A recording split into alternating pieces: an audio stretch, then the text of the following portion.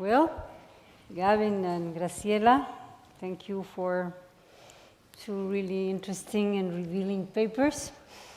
And first I'll ask Gavin. Definitely the Delvaux chapter or the Delvaux question in your paper is something that is very, very interesting. And because most of us know about his interest in Vieira da Silva and other artists, and the connection you made with Delvaux and Cortázar's work might be well worth a second round. Yeah. I don't know if you feel that that's an interesting question. No, it is. I mean, I'd be interested in extending these thoughts out to other artists, and the one, of course, who comes to mind is Marcel Duchamp, who Cortázar was fascinated by, and I think a lot of his thoughts about Hopscotch and about Duchamp emerged from his reading of the Marchand du Sel collected writings of Duchamp that appeared in 1958. That seems to be the point at which he starts to wonder about Duchamp and his legacy. And Duchamp himself, of course, was also fascinated by Raymond Roussel, and Alain Robbe-Grillet wrote about Roussel as well in 1963, in the same year that Hopscotch was published. And that was the year, I think, that Michel Foucault's book came out, but on Roussel.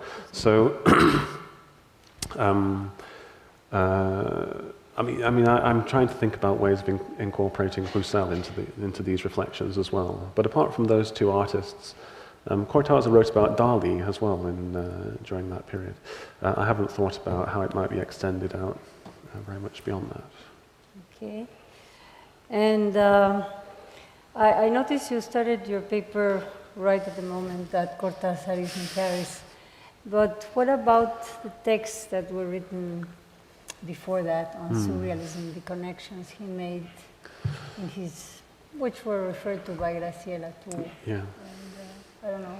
Well, I mean, this morning I was just thinking about my paper and started to have these reservations about the way I'd done it, and I had to cut out a long introduction that was to do with his writings of the late 1940s and early 1950s, because I was glad that you mentioned Sohr, because he published in Sohr on, I think it's 8 occasions in the late 40s and early 50s, Cortázar, including an essay on the death of Antonin Artaud in 1948, and then another one that was closely connected with Surrealism. Can't remember the name of that now.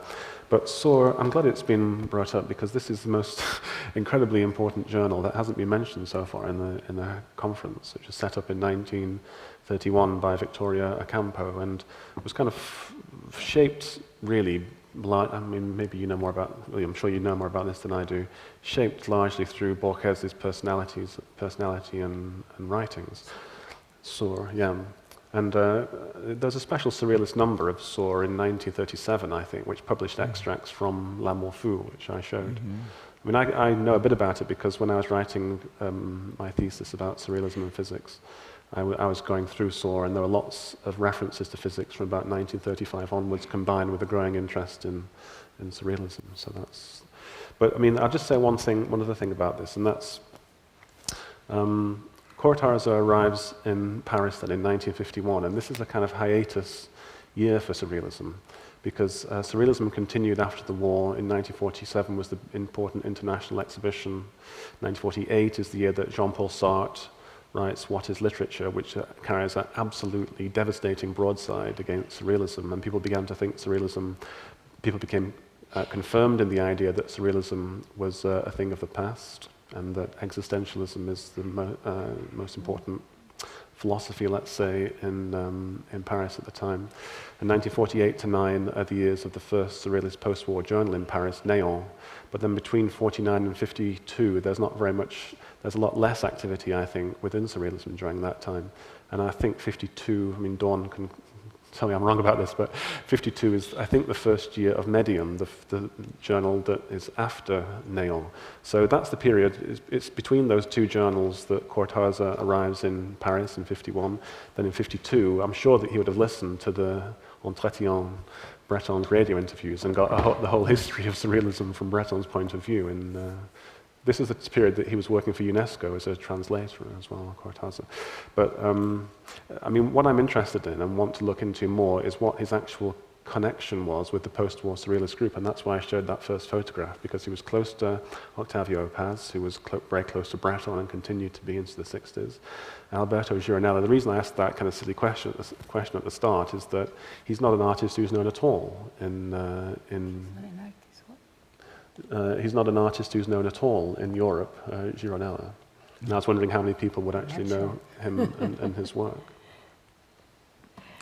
Okay. But that was just to sketch the context of his arrival in Paris and the kind of debates that he was kind of entering into as an intellectual and literary figure. Yes. And Graciela, there is the frequent mention of hopscotch in both of your papers. Is your hopscotch Gavin's hopscotch? Yeah. Yeah, I was very grateful he mentioned hopscotch and described it to go back to that in my description, to this possibility of going from one place to another, because that's what Gavin described is the very avant-garde possibility of making a very new experience of reading.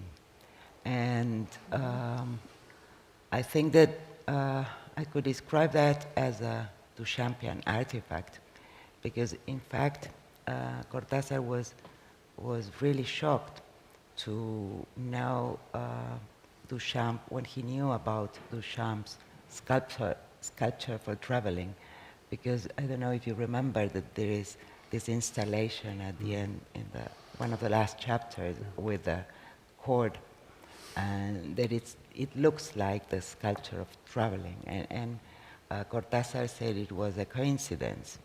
And to go back to your causality theories, and apart from that, he didn't know the Duchamp installation for the show First Papers of Surrealism, that in fact looks like a copy of this final chapter. So the connection is very clear.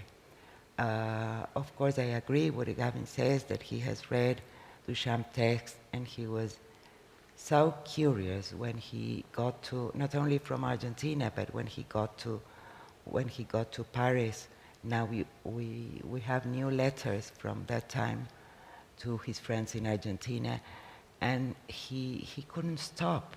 He was walking in Paris all day, trying to be steeped by Paris and museums and art. And so I think that this broad experience in not only in the library, but trying to work by chance, like a surrealist mandate, made possible this very striking freedom to make a new fiction form. And, I was just going to say, the other thing that came to mind was Duchamp's green box, which when you open the green box, it's just fragments, so you don't know, there's no order, no official order that you're supposed to go through it. And so that seems to have had this influence on the flux box of the 1950s and 60s, which is the box against the book, and also the interest in creating boxes instead of books, because it creates a different kind of spatial, temporal and spatial reading experience, where you're not dictated to, it's up to the reader, the order that they go through the fragments in. And I would say the question that has to be asked in a way is, you finish with Bolano, that has, in a way, from what I understood that you said, and from what I also more or less know, that he has brought back, in a sense, not the spirit, but the notion of surrealism back, and with much irony, I would say, as it appears in the Savage Detectives. Mm-hmm. And of course, 2666, which has been translated to many languages and is a bestseller in the United States. Do you have a feeling of what has made this author so successful? Well, it's and so international?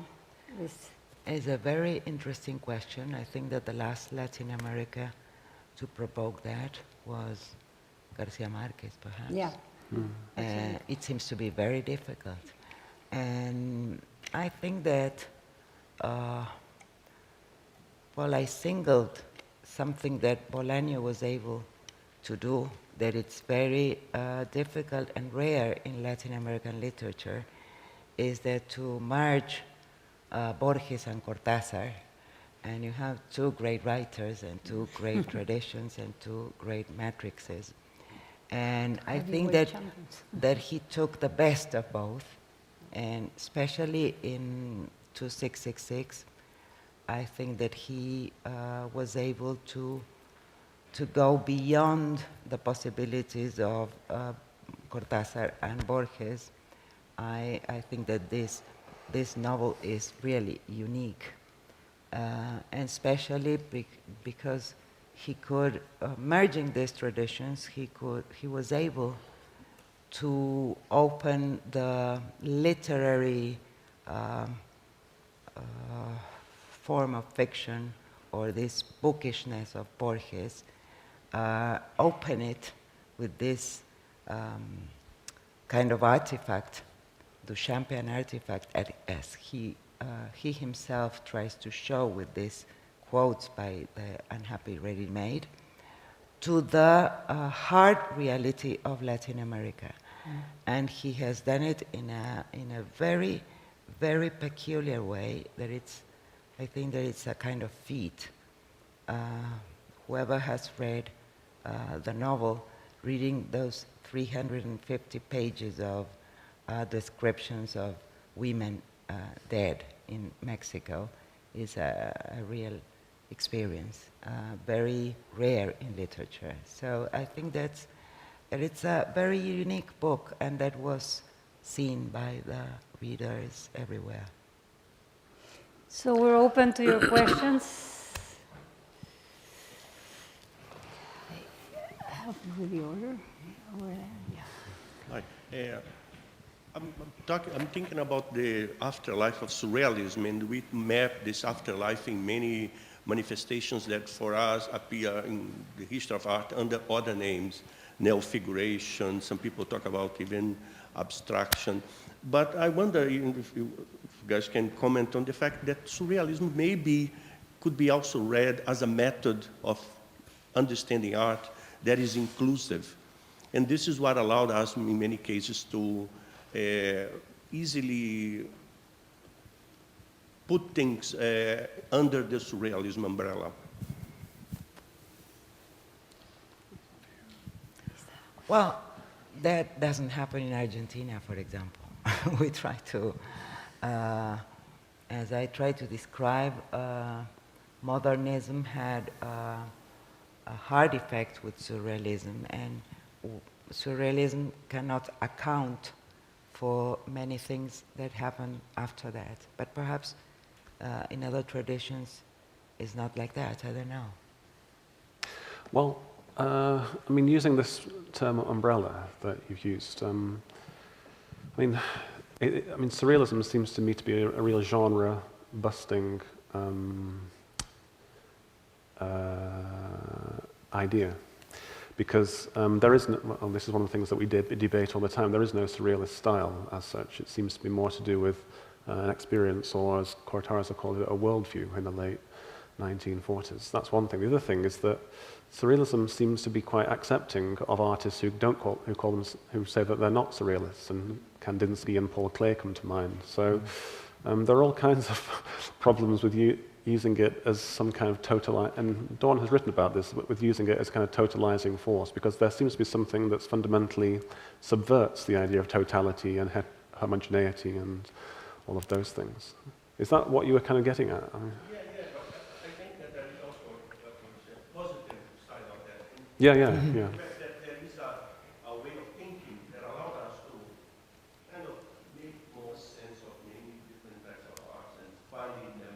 manifestations of surrealism and its methods.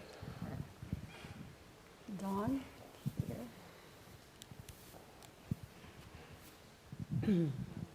Yes, thank you. No, I'm not going to attempt to sort of weigh in with a definitive explanation of this at all, because it's a tremendously complex problem, and there is a, extensive historiography. I mean, there's a history to the rejection of surrealism, a history to the recuperation of surrealism, a history to the current interest of artists like Francis Alice and Gabriel Orozco in chance. And because they're interested in chance, in a way we automatically kind of can, perhaps, we must, examine the relationship to surrealist chance and to the idea of objective chance. I think there's nothing at all illegitimate about that. I think that's right. I don't think we can dismiss surrealism. I mean, there have been moments of extreme rejection, like just after the war. But interestingly, at more or less the same time it's being declared dead in all over the place, Bataille, as you quoted Graciela, in that 1946 one on the subject of slumbers, that essay, where he says, he regrets it, but there is nothing but surrealism. Surrealism, the problem with surrealism is that there are now pictures hanging on the wall and books on the shelves. That's a problem, because they're a mistake, because, as it were, to put too much of their energy into the the art career, the writing career, which he saw as rather inimical to their initial project, which was to keep life and work, to keep to sort of keep the relationship between art and life, which we all know is the sort of classic avant-garde trope. So Bataille was one thing I wanted to bring in, but the irony, if you like, and I'll come back to irony in a second, the irony is that while Bataille was saying that, Tel Quel was, as it were, about to start and about to displace surrealism completely in favour of Bataille, when they never mentioned Breton's surrealism. It's only Bataille. So you have these very strange sort of hopscotch effects, if you like, of its history. I just wanted to really, these are just comments, and I just three things I think that the Kaiwa and the Sur. I think Kaiwa published a lot in Sur as well, and Kaiwa, yes, Kaiwa was had really broken with surrealism by then. And César Moreau complains that Kaiwa has refused to review his book of poems because he regards it as sort of too fancy or something.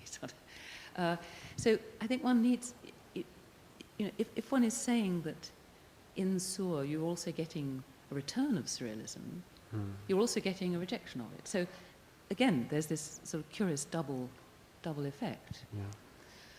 Yeah. Irony. I don't know whether Bolano is ironic about surrealism. I don't think. You don't think so? No. I mean, I think it's difficult to read it. I think sometimes one might think Bataille is being ironic. I don't think he is. But we still need to do a lot more work on the reviews, like Sur, like Mandragora, like Las Moradas, really to track all this. I'm sorry, I'm really rambling. Just one very final thing about Gironella. Sure. He's not a familiar figure. He's not in the sort of canon, if you like, in the slide collections of the Courtauld board. He is at Essex and some other places. But he was well known in Paris, and Breton has a large number of work by Gironella, including the work that is actually the basis of the wall that is now in the Pompidou. That is Gironella. So I think, and he was in surrealist exhibitions. So I think he is somebody who was prepared to be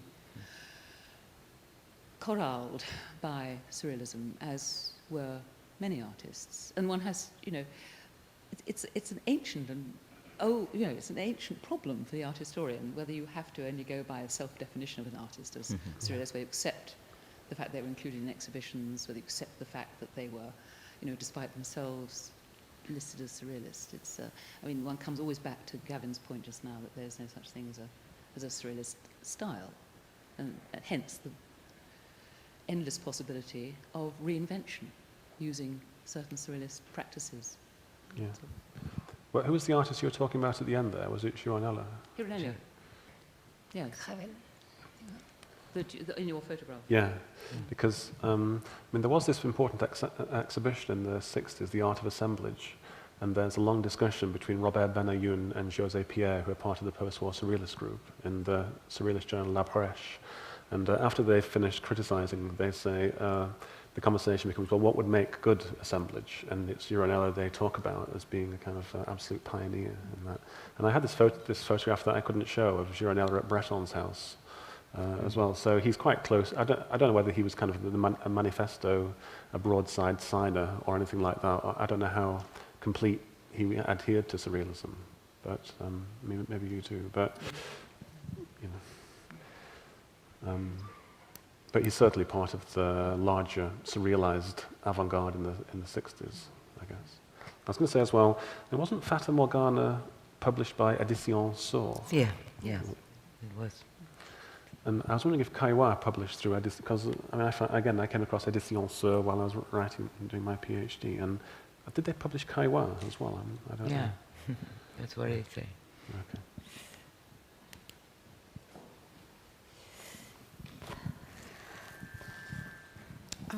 Gavin, I thought, your discussion about the neurological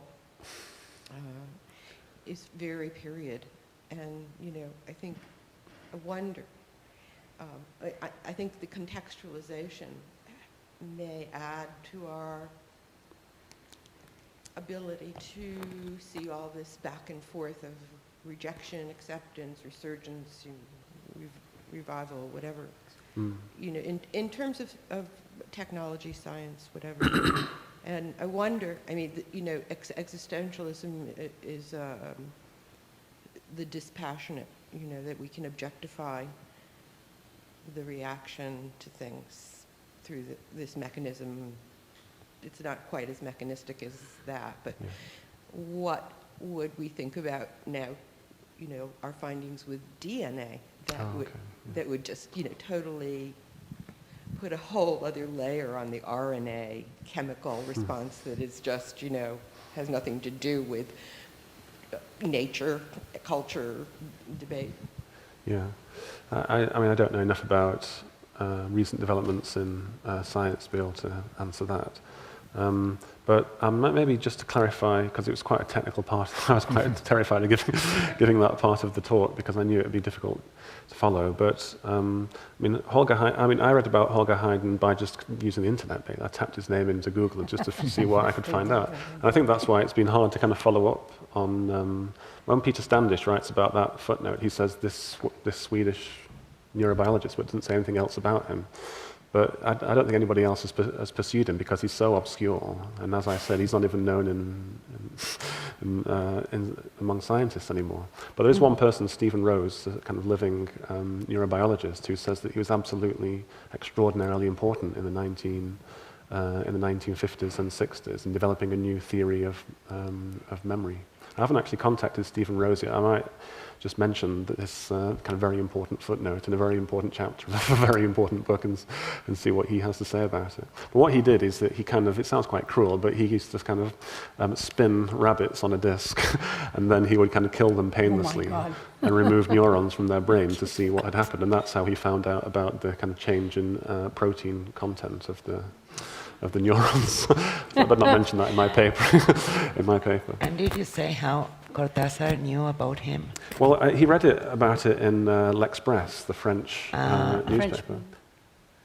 I made an observation, and I'm not sure it's correct, but I think I've seen surrealism sort of morph into the commercial world, where you have a product on top of a pinnacle, like a Ford truck or things of that nature, or a spa with pink seals, and to get you to wonder and to get attention on a product. since I'm an amateur at this, not an art historian, you wouldn't offend me if you disagree. Well, I think the commercialization of Surrealism starts fairly early on, probably in the 1930s, and then increasingly into the 1940s. In advertising and shop windows and design and things like that. And in Breton was to a certain extent complicit in this, but then disappointed, I suppose, by its, the loss of its subversive edge through its commercialization. That's the catch. I don't have very much else to say about that. But, maybe that's quite an interesting beginning of a response, really, to do with how it has been received in Latin America as opposed to North America, because it was partly because of Dali's presence in North America that Surrealism became commercialized. But I'm not sure I have no idea, actually, what the reception of Dali's work specifically was in South America, Latin America, or how far Surrealism took on a commercial aspect, either in Latin America. Well, it happens in Latin America. Maybe religious images. We even have a very kitsch surrealist director, cinema director, Elisea Subiela, that it's the formula of the commercialization of surrealism. And that's, I think that it's part of the bad legacy of surrealism.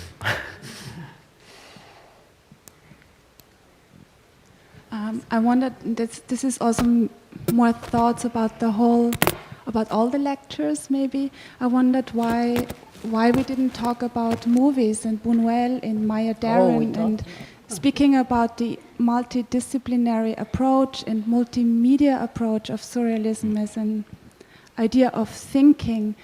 Movies are actually very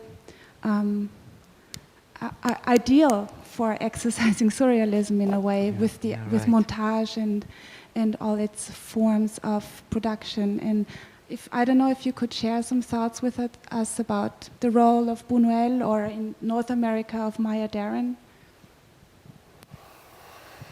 Rita. I'm not sure exactly what the question is. That we should have. Well, I don't know what to say about that, really. I wrote about what I wrote about.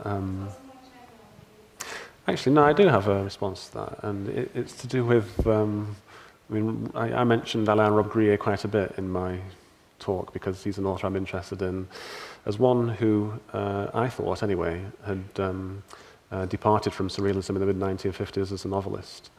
But then I was surprised to find when I read Robbe-Grillet's autobiography that he wrote in the late 1980s, mid-1980s, that André Breton had been a great fan, actually, of The Voyeur, the novel that I showed the cover of there.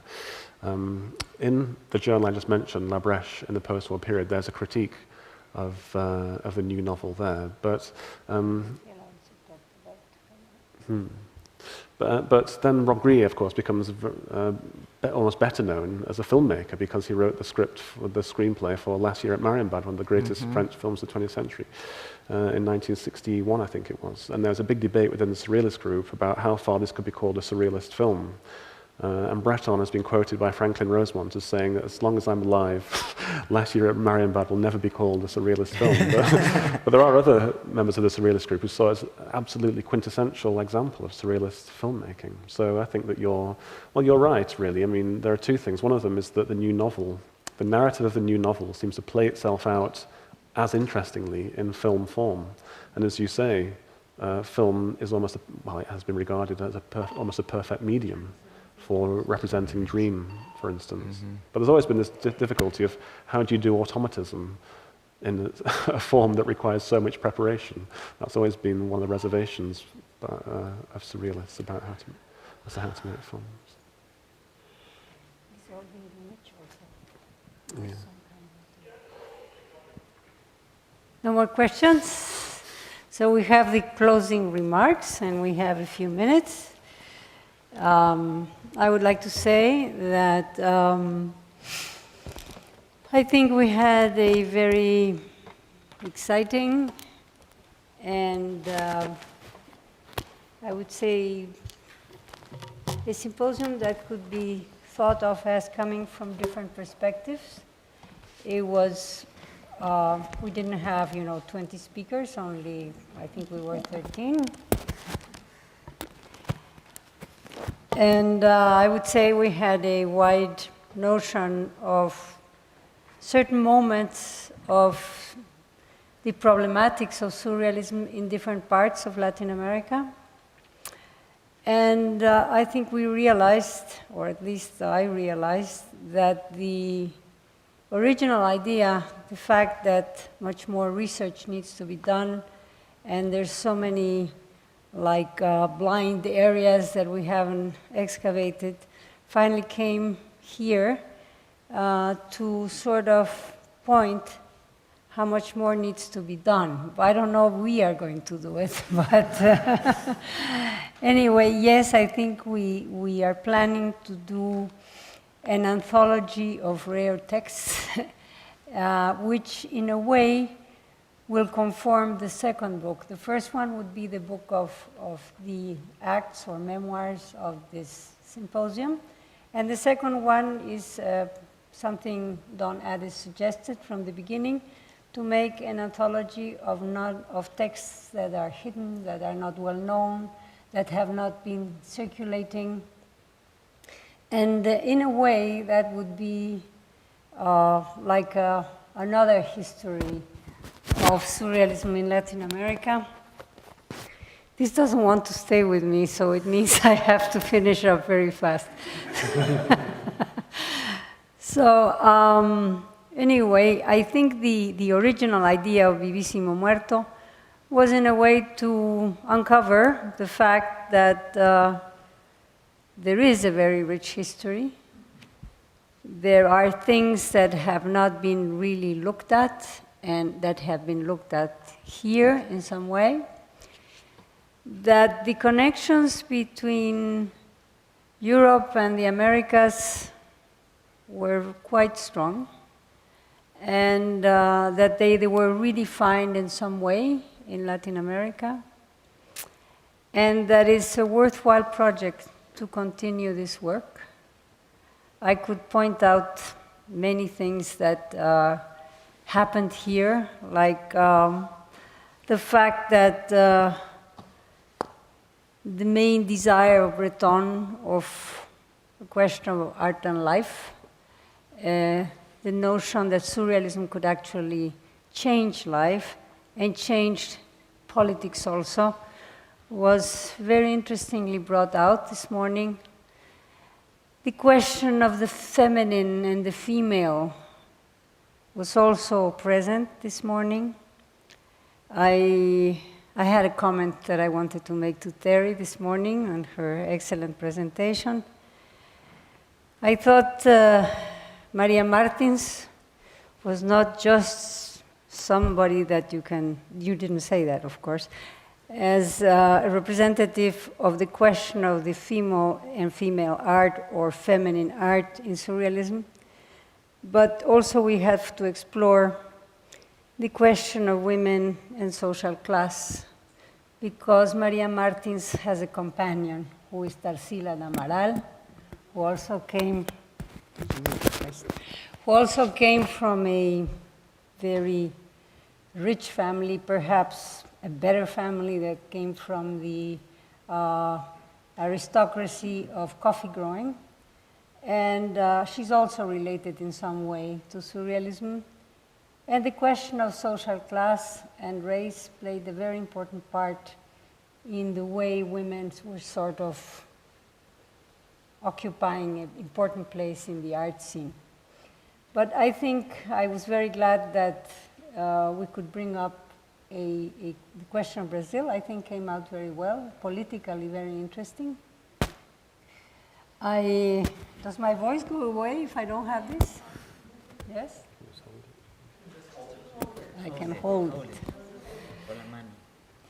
No, and also the question of our debate, it's not an undercover debate, it's very clear, it was that for some reason research in surrealism, especially in the visual arts, had been sort of arrested or kidnapped or stopped in a way by the new canon of geometric abstraction and conceptual art as more representative of Latin America, has taught us a lesson that in a way there's no need to make one homogeneous style. And Andrea Junta was, showing this morning, that actually, in the case of Argentina, there was no inside battle between the two. And that we have missed, in that sense, the broad creativity of surrealism, because the idea of identity and canons. Are you going to fix me? That doesn't work? No? You mean I talked and nobody heard me all this time? I'm doing such an effort to sort of bring it together, which I won't be able to do anyway. But no, I think that at least for what I have learned is that I'm not any more interested in the critics and the enemies. I am very much more interested in the work that we have to do, because the symposium showed the depth and the interest of this question of this contact with surrealism, which is, as it has been said, it's a way of life, it's a cosmovision, it's a Weltanschauung, whatever. But when you really look at it, I don't think that describes it well. What it means is that it's a variety of things. It's different theories that come in together and that don't really stick to national traditions. And I, for one, tried to sort of work around the fact that there was not such an incision between work on art and ethnography in Germany, and there was this contact also between, which has been very well studied by the undercover surrealism work that Don Addis has made, of these connections of diverse intellectual traditions. And that's what I think it is about. It is about diversity in the intellectual traditions that come together at some point with a structure, as you, Don, tried to say. Well, I have 3.5 minutes to finish. This came out by chance. This is the beautiful thing. Yeah, it's a beautiful thing of it. Thomas showed me the papers. I said, fine, I think something can be done. And I was thinking about these people that don't like surrealism, so I said, yes, maybe something can be done. So it had this question of chance in it. And of course, when I thought who could be the best partner, I was very lucky because the best partner was is Don. And Don has has done a wonderful work in Essex. As you might have noticed, many of our contributors are her intellectual children. I want to congratulate you. I hope you don't get offended because I call you children, but I think nothing is more wonderful in an academic's life than, of course, to write a few good books like you have done, but also to have, the fact that your work is continuing in everybody's different version. They are your children in the best sense of the word. You have guided them, and they have become independent, and they are doing a wonderful work. I also think we're very lucky. We had 2 very interesting visions on Palin, and I think this is a very interesting artist that has been sort of neglected, at least I would say, in the Mexican scene. where he has been mentioned many times but not studied in depth. And also, we had this Chilean and Argentinian connection, and we haven't covered the continent, or this part of the continent, or the continent in itself, but I think the anthology would probably help us do this. And I really appreciate John's work this morning, because it showed us how much more we can do at the Getty. I don't know if we are going to do it, but many other generations that will maybe like the work can continue doing it. And we're absolutely very thankful to Rebecca and Donna and John and Annette, because their intellectual support has been important. They always knew what we were talking about. They also stopped us from doing certain things we shouldn't do, which is good. And also Thomas, who took a great interest in the project. And I want to thank you all for, well, it is my place here to thank you all, but I really want to say that we all had a hand in doing the symposium. It's not really me that did it, but I think I'm just the last one to talk. But, but it was very interesting how we got together our panels. Some of us suggested some people, others suggested others. And this is really a collective effort, which I think is when things come out best, when there's many minds that come together. Well, it is 4:30 exactly. Well, in my watch, I'm always 5 minutes early. So thank you very much, and hope to have a lot of readers after we publish the memoirs and the anthology. Thank you.